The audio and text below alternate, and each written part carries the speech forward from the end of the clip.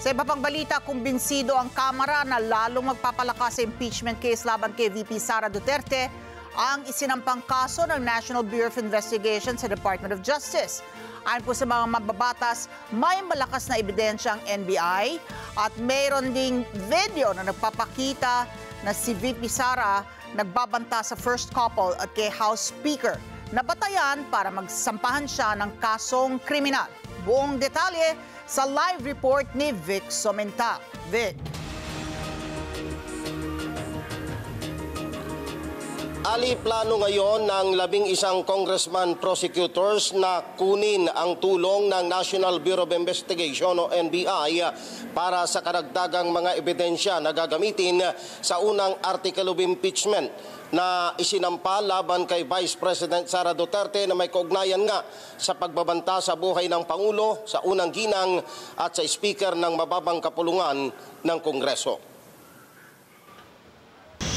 Itinuturing ng Kamara na positive development ang pagsasampa ng National Bureau of Investigation o NBI ng kasong grave threat at inciting to sedition laban kay Vice President Sara Duterte dahil sa ginawang pagbabanta sa buhay ni na Pangulong Ferdinand Marcos Jr., First Lady Lisa Araneta Marcos at House Speaker Martin Romualdez.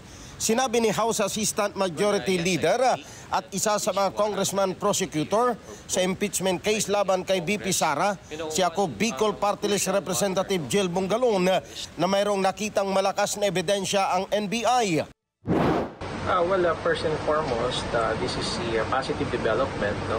Especially in relation to the impeachment case filed against the Vice President. So it would really strengthen our position that indeed the Vice President committed criminal acts such as grave threats and inciting to sedition, which the National Bureau of Investigation has found out that there is indeed sufficient evidence. Ayon naman kay House Deputy Majority Leader La Union Congressman Paulo Ortega, dokumentado ng video ang ginawang pagbabanta ng pangalawang Pangulo sa buhay ng Pangulo sa unang ginang at sa House Speaker. Expected po talaga yun kasi hindi ko nga po alam kung paano nila may didinay yun kasi kitang-kita po, naka-live, meron pong video. So, kitang-kita po na may pagtatangka sa buhay ng ating Pangulo. Inihayag naman ni House Assistant Majority Leader Manila Congressman Ernest Dionisio na may nakitang sapat na ebidensya para sampahan ng kasong kriminal ang Vice Presidente. Ako naman, I trust our agency, the men and women of NBI would always do their job. Inaalam nila at sinusuri nila lahat ng bagay before filing. So I think it gives the question of ano ba nahanap na NBI para mag-udyak sa kanila na mag-file na. There's a possibility that they found evidences and probably people behind such threats. So kudos to NBI. We salute you in doing your job. Ang ginawang pagbabanta ni Vice President Sara Duterte sa buhay ni Pangulong Ferdinand Marcos Jr., First Lady Lisa Araneta Marcos at House Speaker Martin Romualdez ang nangunguna sa 7 article of impeachment na ipinadala ng Kamara sa Senado para sa kaukulang paglilitis. Alisa, ngayon ay binuuna ng mababang kapulungan ng Kongreso ang impeachment secretariat na kung saan ay nakipagpulong na rin itong mga congressman prosecutors sa mga nagbubuluntaryo ng mga private prosecutors para paghandaan ang gagawing paglilitis kay Vice President Sara Duterte sa sandaling buksan ng Senado ang impeachment court. Balik sa inyo, Ali. Okay, Vic, nagpahayag si Senate President Chis Escudero na ang Senado daw kapag binuo bilang impeachment court ay hindi raw kukunin yung ebidensya na nakalap ng NBI, bagamat itong mga House prosecutors, yung mga sa mababang kapulungan ay maari namang kunin itong magpatawag ng mga testigo, kalapin yung ebidensya na nakuha na ng NBI. Tama, Ali. Pero ang paninindigan ng prosecution panel, sila yung uusig sila yung magprepresenta ng ebidensya. Depende yan sa appreciation ng impeachment court.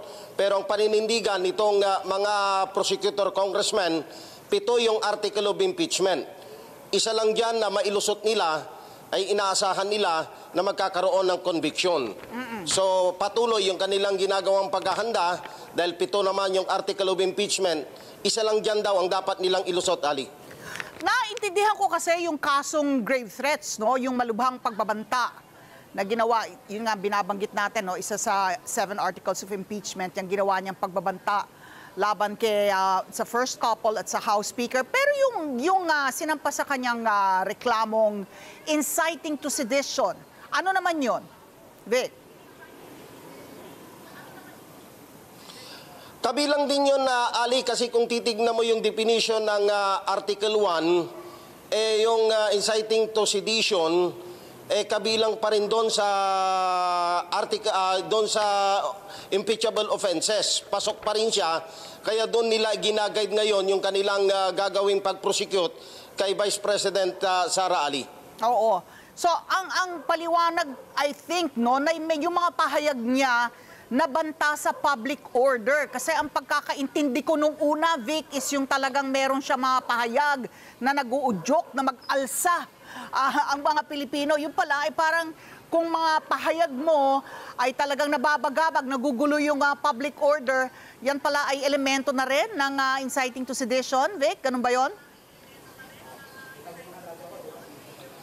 Tama yun, Ali. Kaya nung una, tinatanong namin bakit doon sa definition ng bawat article may mga krimen na nandoon. Pero kung susumahin, kaya kung babasahin mo yung Article 1 ng impeachment, although yun ay nakabatay sa pagbabanta, nandun pa rin yung betrayal of public trust at saka culpable violation of the Constitution, Ali. Okay, maraming salamat, Vic. Samantak nag-uulat. Maraming salamat sa inyo pong pagsubaybay sa Mata ng Agila Primetime. Para malaman ang matatag, matapang at matapat na mga balita, i-follow lamang at mag-subscribe sa @Net25 TV.